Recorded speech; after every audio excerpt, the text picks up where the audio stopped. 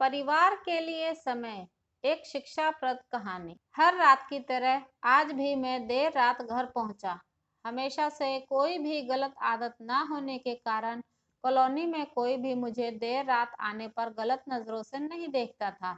मैं हमेशा इस बात को लेकर गर्व करता कि लोग अपने बच्चों को मेरी उपलब्धियों का उदाहरण देकर अच्छा पढ़ने लिखने की सलाह देते हैं। खैर, यही सब सोचते हुए मैं अपनी चाबी से घर का दरवाजा खोला।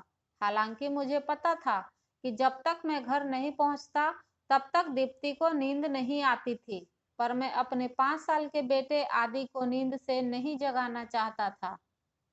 दरवाजे की हल्की सी आहट पाकर दीप्ति हमेशा की तरह कमरे से बाहर आई।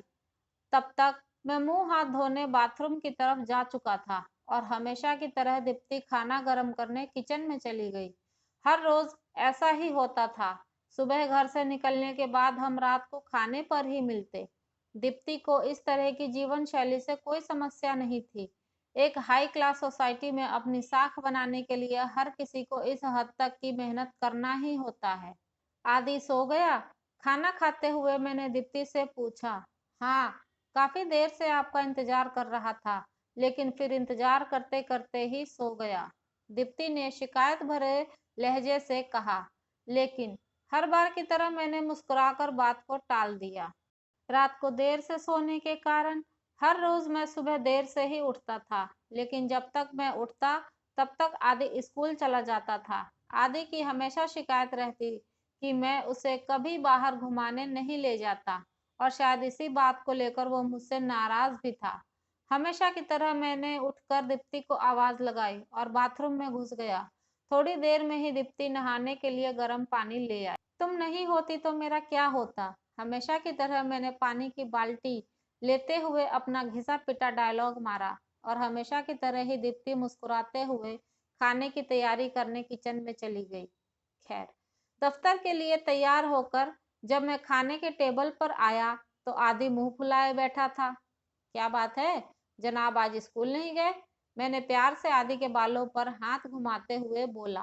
काम की भागदौड़ में मैं यह भी भूल गया था कि आज रविवार है और आज के दिन में मैंने आदि के साथ मूवी जाने का वादा किया था।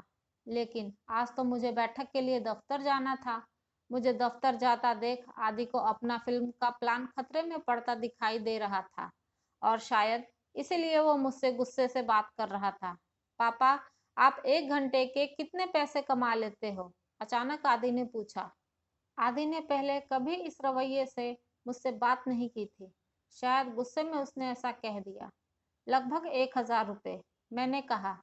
क्या आप मुझे 500 रुपये उधार दे सकते हो? आदि ने कहा। लेकिन तुम्हें पैसे क्यों चाहिए? मैंने थोड़ा गंभीर होते हुए पूछा। मुझे चाहिए, आदि ने मुंह बनाकर कहा। खैर, मैंने उसको 500 रुपये दे दिए। आदि उठा और अंदर से अपनी गुल्लक ले आया। आदि ने अपनी गुल्लक से 500 रुपये निकाल कर 1,000 रुपये मेरे हाथ में रखते हुए कहा। क्या आप कल मुझे आपका 1 घंटा दे सकते हैं? मुझे आपके साथ बैठकर खाना खाना है। बहुत बिगाड़ रखा है तुम्हारी मम्मी ने तुम्हें। आदि की इस हरकत पर मैंने गुस्से से एक थप्पड़ लगाते हुए कहा। आज दफ्तर जाते हुए मैं मन में बस यही सोच रहा था कि इस भाग-दौड़ भरी जिंदगी में क्या सब कुछ खरीदा जा सकता है? हालांकि मैं भी तो आदि को यही सिखा रहा था। साथियों, इस कहानी का सार यही है कि परिवार के लिए पैसा कमाने की चाह में हम परिवार को समय देना ही भूल जाते हैं। जिंदगी में सबके साथ तालमेल बिठा कर ही चलना पड़ता है। तो कैसी लगी आपको आज की कहानी? कमेंट करके ज़रूर बताइए और मेरे वीडियो को लाइक शेयर करना बिल्कुल ना भूलें। अगर चैनल पर नए हैं तो सब्सक्राइब अवश्य कीजिए। तो मिलते हैं अगले कहानी में। तब तक के लिए आप सभी का बहुत बहुत शुक्रिया।